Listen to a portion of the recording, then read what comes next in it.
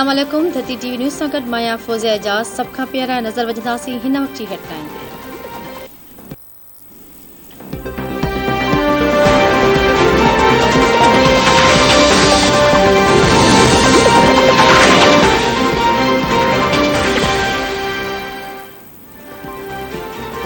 लाहौर जी एसब अदालत में वज़ीर आज़म शहबाज शरीफ़ जी हाज़िरी खां छूट वारी दरख़्वास्त मंज़ूर करे छॾी। एहसाब अदालत में वज़ीर आज़म शहबाज शरीफ़, पंजाब जे वॾे वज़ीर हमज़ा शहबाज समेत ॿियनि ख़िलाफ़ Ramzan sugar mills scandal case जी ॿुधणी। वज़ीर आज़म शहबाज शरीफ़ ऐं ॿियनि जी हाज़िरी मुकमल। पंजाब जे वॾे वज़ीर हमज़ा शहबाज हाज़िरी खां छूट जी दरख़्वास्त कराए छॾी। हाज़िरीअ खां वज़ीर आज़म जे मुस्तक़िल छूट लाइ वकील अमजद परवेज़ दलील ॾिना। अदालत शहबाज शरीफ़ जी हाज़िरी खां छूट वारी दरख़्वास्त मंज़ूर करे छॾी।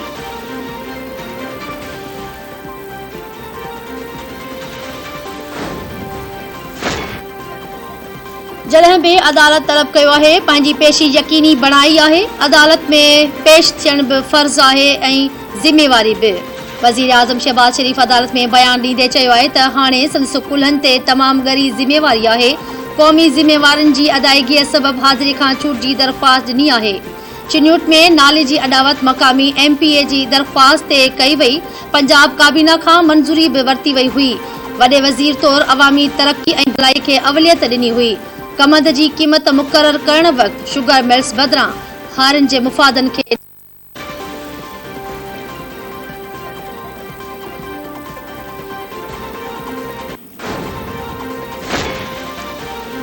रुपए जी बेक़दरी जारी। इंटरबैंक डॉलर ₹1.50 महांगो थी वियो। डॉलर जी क़ीमत इंटरबैंक में ₹210.25 थी वई।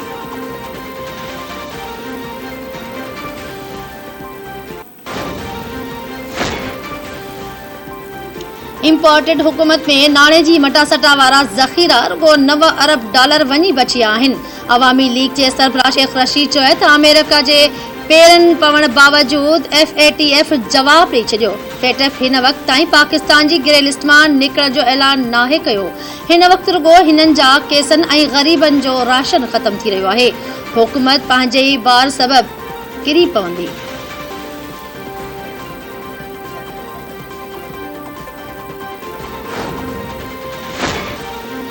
इस्लामाबाद जे मक़ामी अदालत लॉन्ग मार्च दौरान भञ डाह जे केसनि में PTI अॻुवाणनि जूं उबूरी ज़मानतूं मंज़ूर करे वरितियूं। डिस्ट्रिक्ट एंड सेशन जज इस्लामाबाद जी अदालत में केसनि जी ॿुधणी थी। PTI अॻुवान कासिम सूरी, शहरयार आफरीदी, अली मोहम्मद ख़ान, असद उमर, फैसल जावेद ऐं ॿिया अदालत में पेश थिया। अदालत केस ते महफ़ूज़ कयल फ़ैसिलो ॿुधाईंदे कासिम सूरी, शहरयार आफरीदी, अली मोहम्मद ख़ान, असद उमर, फैसल जावेद, शीराज बशारत, राजा खुरम नवाज़, शेख रशीद, मुराद सईद, परवेज़ खटक, शाह महमूद कुरैशी ऐं ॿियनि जूं ज़मानतूं मंज़ूर करे वरितियूं। अदालत कोहिसार थाणे ते दाख़िल केस ते फ़ैसिलो मुलतवी करे छॾियो।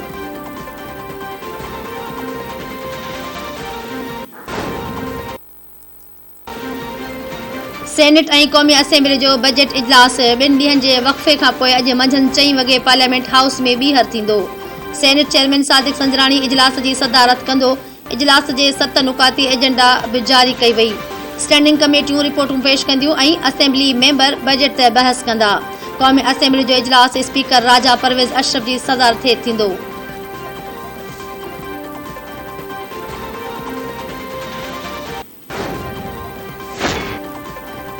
बलोचिस्तान जी बजट पेश करण लाइ अॼु रिथियल इजलास मुलतवी। असेंबली इजलास सुभाणे थींदो। ईंदड़ माली साल लाइ 580 अरब रुपयनि जी बजट अॼु पेश कई वेंदी। तरक़ियाती रिथाउनि लाइ 195 अरब रुपया, गैर तरक़ियाती बजट जी मद में 385 अरब रुपया रखण ऐं मुलाज़िमनि जी पघारुनि में वफ़ाक़ जे तिर्ज़ ते वाध जो इम्कान। बजट खसारो 100 अरब हुजण जो इम्कान आहे। नाणे मुवासिलात ऐं तामीरात वारो वज़ीर अब्दुर रहमान खेतरान ईंदड़ माली साल जी बजट पेश कंदो। अॻूणो वापडा chairman retired lieutenant general Muzammil Hussain NAB office Lahore पहुची वियो। नेब अॻूणे वापडा चेयरमैन खे करप्शन जी जांच में तलब कयो हो। अॻूणे वापडा चेयरमैन खे तरबेला 4 प्रोजेक्ट में $753 मिलियन जी करप्शन जो इल्ज़ाम आहे।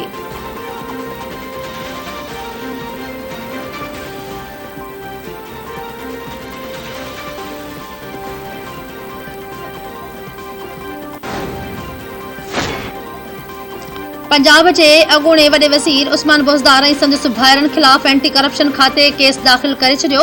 एंटी करप्शन अख़्तियारनि मूजिब डीसी डेरा गाज़ी खान जे इंक्वायरी रिपोर्ट की बुनियाद ते उस्मान बोज़दार ऐं संदसि भाइरनि ख़िलाफ़ केस दाख़िल कयो वियो। केस में सरकारी ज़मीन जालसाज़ी सां पंहिंजे नाले मुंतक़िल कराइण जूं शिकूं शामिल कयूं वयूं आहिनि। एंटी करप्शन मूजिब उस्मान बोज़दार ते 900 केनाल सरकारी ज़मीन जी अलॉटमेंट बाबति जाली लेटर तैयार कराइण जो इल्ज़ाम आहे।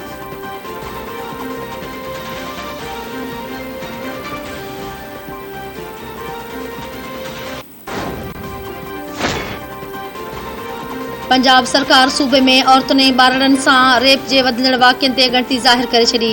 सूबाई सरकार रेप केसनि जे मामले ते एमरजेंसी लागू करण जो फ़ैसिलो करे छॾियो। पंजाब जे घर वज़ीर अता तारड़ चयो आहे त अमन अमान जी सूरतहाल ॻणती जोगी आहे। रेप केसिस में तेज़ीअ सां वाध थी रही आहे। गुज़िरियल 3 सालनि में रेप केसिस में तमामु घणी वाध आई। काबीना कमेटी खे ॿीहर फ़ाल करण जो फ़ैसिलो कयो आहे। काबीना कमेटी अमन अमान समेत समूरनि शयुनि जो जाइज़ो वठंदे औरतुनि ऐं ॿारनि लाइ कमु कंदड़ तंज़ीमुनि ऐं माण्हुनि सां सलाह मशवरा कया वेंदा।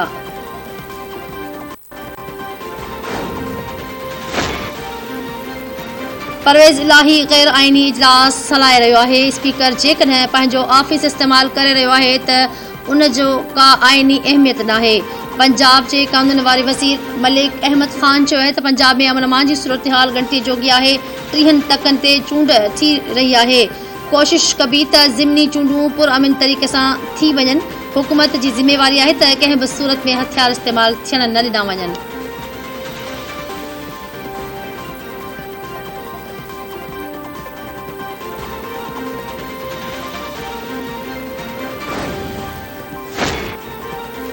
Sindh building control authority Karachi जा 18 रिहायशी मनसूबा गैर कानूनी करार ॾेई छॾिया। SBCA मनसूबनि खे गैर कानूनी करार ॾींदे ख़रीद विकिरो वारो अमल रोके छॾियो। सरजानी टाउन में ज़ुबैदा रेजिडेंसी, फातिमा रेजिडेंसी ऐं ॿियनि मनसूबनि खे गैर कानूनी करार ॾिनो वियो। मेमण ॻोठ, गुलशन मेमार, मंगो पीर ऐं ॿियनि इलाक़नि जा ॿिए कुझु मनसूबा गैर कानूनी करार ॾिना विया।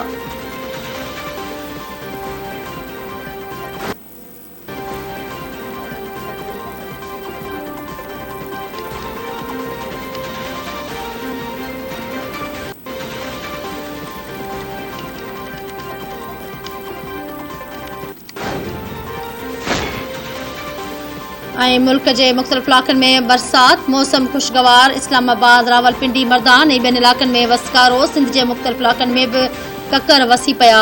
मौसमियात खाते जो चवणु आहे त बरसात जो सिलसिलो अरबा ताईं जारी रहंदो। सखर, लाड़काणे ऐं दादू ॿियनि इलाक़नि में बरसात जा इम्कान आहिनि। बरसात सबबि हेठां वारा इलाक़ा पाणीअ हेठि अचण जो ख़दशो आहे।